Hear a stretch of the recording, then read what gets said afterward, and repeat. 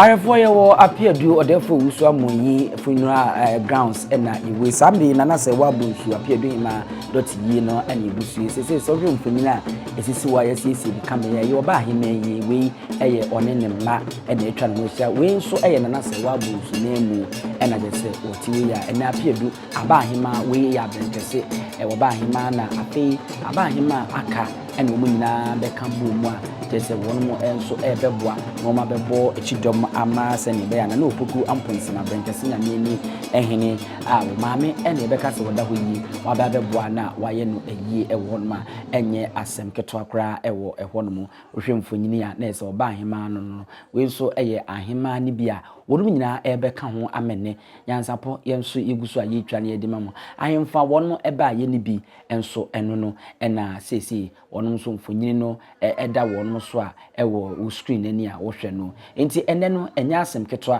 se wo hwe Hemaa ya wonu nyina na asem panyimfo ya wo nyina ye aba Hemaa eno mu nyina ebebo chidom wo hwe oba Hemaa ba kwa ne ntoma no tuntum ena brown bi enne mo eno ye hia ubisi ase oba Hemaa wono ena fade no nso dem sunko a woni aba Hemaa ni nyina wono atwahie we eye mma ne bia wono mu ena ede awisi ando anto mu ko mu aba makunafo a wono nso wo hwe ama nana se wa Bonsu waje na chi kwan kwan hwe ne nso no ena ati ya yede enwura ede agunu ko mu na yede bi nso akura no ewo hono ma eno no enye asem keto akra ewo hono mo ade ato na nipa wono ankasa ne nso no ena ati de one no ko ena kra na ne da ho yi panyimfo ni bia wono mo eba ye no ebi eno no we eye ohene ahemfo ni bi eno no eno mo nyina eba ba be ka ho se ne be ya ene abusua ne ade hie nyina ebe ka bo mu na yahwe na eyi yetimi aye ne kama ne eja abrewa kwan e ma remfi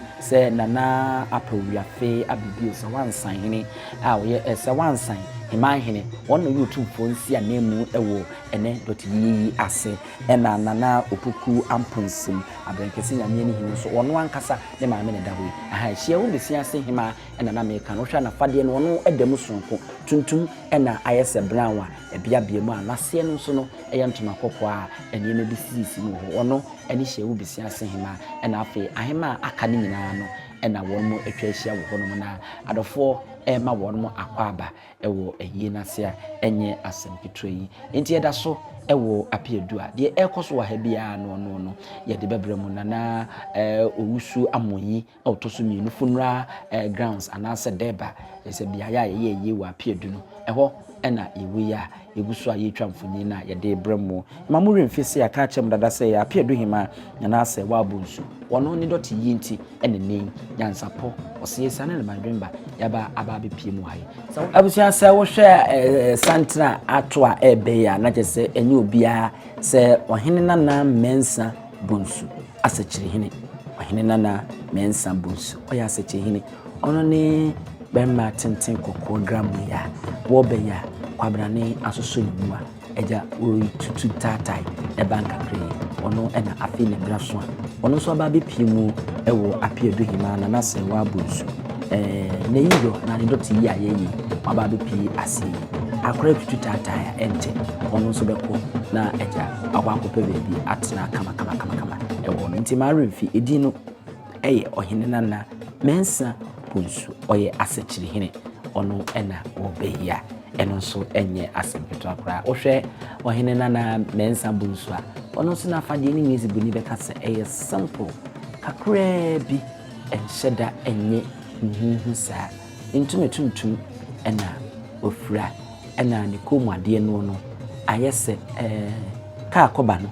round sa etwa kanku ena da no komu ye wo bibi te se brown pano a eye ntotoye ena ebo ano ena na booti no so no saa tuntum ena ntotoye ne bi ewu mu saa eye na fade a wohene nana mensa Bonsu oya asechi obe sa wo hwa hia wo besi ase Hemaa ena no ne di nkita ho no wato aso am ba Hemaa foforo one ne edi nkita ho a eno so ekoso ewo a enya ase tesa medie ono so ne braso wo kwa akotena se enti na eno so eno no enti ohene nana mensa Bonsu asechi hene ena afidie waba betena se a ahemfo no bi etwa ne ho ehia no wono ankasa ni ohene nana mensa Bonsu ono ankasa eno no abrenkese nyame ni hene nana upuku amponsem wono na afi no aba bedu medical ka kire mo dada sese wo hwe yi pa dia wono ene sini na so esini sire so ebonu koto dwom esansa ne maame ena amamre ni abakwase mu na se ene ho amane no no oda ehosisi a ofra ne ntuma ewotintim enti nana opuku amponsem abrenkese nyame ni hene ono ena abeya oginchia na afi odini achi mu akwa akoko bebi na ono so atena eho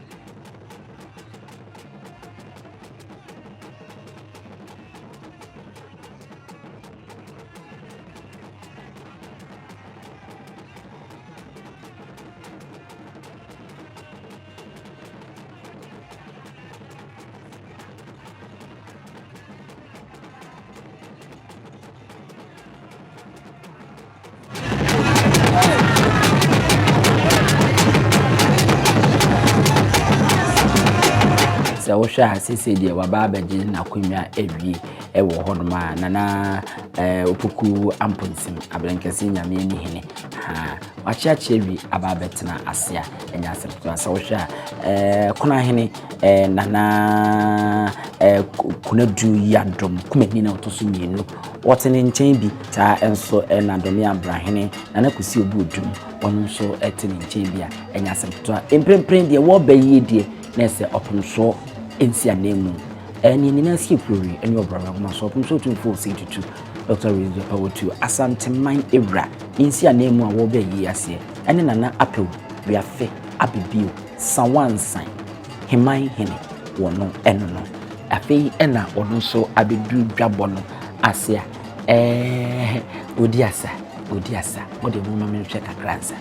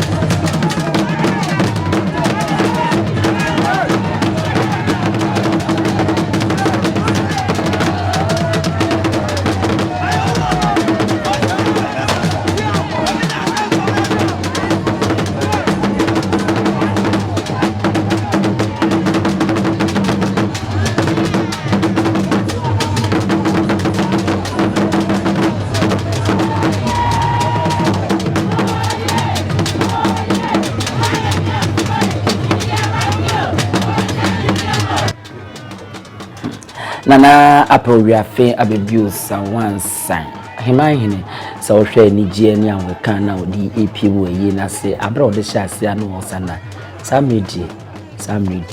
usumoduru no areho ato no ama obonyinyi tusika no ria no I say de ade no ani ayinyan ewo no ma enye asem ketwa na de ade na kuduru ndi adane nisu anisu just eno so eno no enye asem ketwa nsame so hwa ebeme ade hia no dan na roho enso be de nisuo wa hwe ni asia ene sisi ase de nenim dua na si asesa na chese areho aba ya na ade a ayia ene se obi a wo ben no obi a wo do no obi a wonim no we fra ne ntuma wotintim sa ya na areho enti eno areho ena sisi de aduru no ayesusum atona na Appiadu Abibirem sawansan Hemaa hene ochia asawi akwa gina kumya ohwa we no eye na na opoku amponsim panyimfo ani nti ne twetwe raba Hemaa ne ayimfo eno ma na kwa aba no sami wa sorry a wode nani echiri mu na afi wato so wohwe dia ese na apowiafe abibi osawansan wono nso ni ahun so abetranse a obeje nchase se die berima enim arehwo nko a se wo ba ena na anigi o ma afi obeduru yi na se na wo kae no afi di arehwo dun nana anase ohene nana mensa Bonsu asechire hene wono di ka kwachi ya ne berima tenten kokko kama ha wono no ohene nana berima Bonsu ore asechire hene ono no ene woni gina ho yi ono ena mu se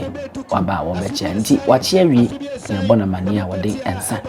woni nsa ede eba amamre ni amane ekwan so no asechire hene no ohene nana berima Bonsu eno no berima tenten kokko kama ena tese enye asem ketwa okay.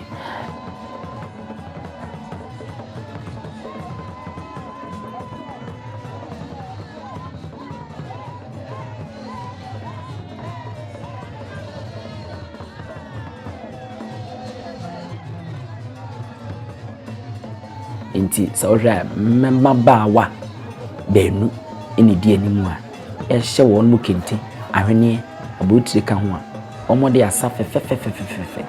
edi animu ogui asante yie ne ho amamre ya na efe akono kama we nyina ya ade a edi dwomu ye de kire